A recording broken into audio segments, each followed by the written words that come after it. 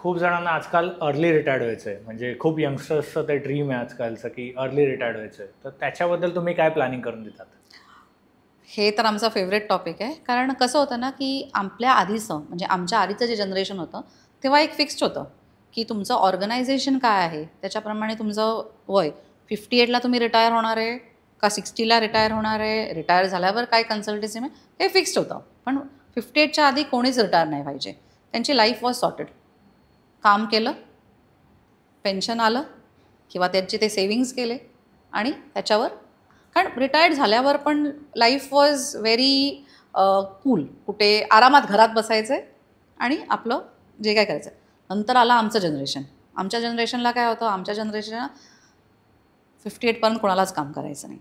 It was like you retire. 45 was the favourite as in our generation, की 45ला आपण retire व्हायचं आहे. आता ह्याच्यात मी जेव्हा आपण रिटायर म्हणतो ना, रिटायर आपण म्हणतो आहे from active corporate jobs or active earning. पण लोक नंतर आपल्याला जे पाहिजे ते करतच असतात. त्यांचा पीपल मे बी हॉबीज जे आहे ते परस्यू करणार किंवा काही बिझनेस सुरू करणार, ते सगळं होतंच. पण ॲक्टिव्ह ह्याच्यातनं रिटायर करणं आमच्या जनरेशनला होतं 45. पुढचं जनरेशन आलं, थिंग्स ऑलवेज चेंज. आता तर काय 45 पण खूप वाटतं.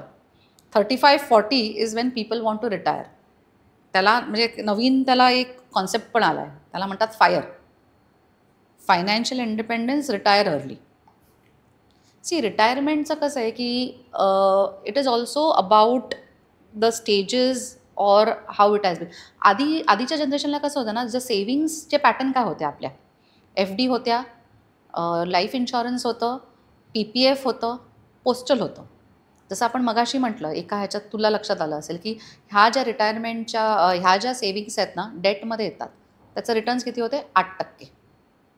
इन्फ्लेशन तेव्हा 6-6.5% होतं. 8% लोकांना चालत होतं, प्रॉफिटेबल होतं.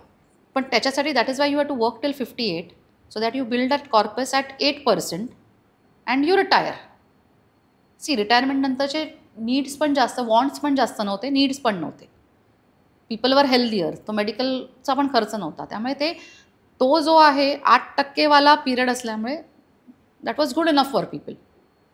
नंतर आला आमचं जनरेशन, जिथे mutual funds have become a big thing. So we are in the 12 to 15% return. So 45 age is good enough. Next generation is into even higher returns, कारण आता ऑप्शन्स पण जास्त आहे, अवेअरनेस खूप आहे.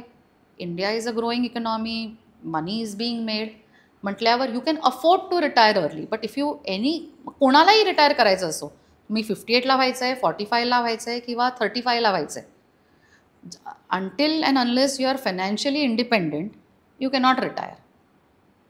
So how can you be financially independent is where we come into the picture. आमचं जे expertise आहे ना, रिटायरमेंट प्लॅनिंग जेव्हा आम्ही म्हणतो ना, त्याला एक पर्टिक्युलर एज नाही आहे.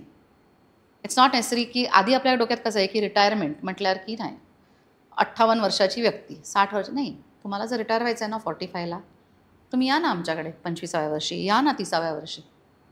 We will manage your portfolio in such a way that you can retire at 45. Your money will earn for you.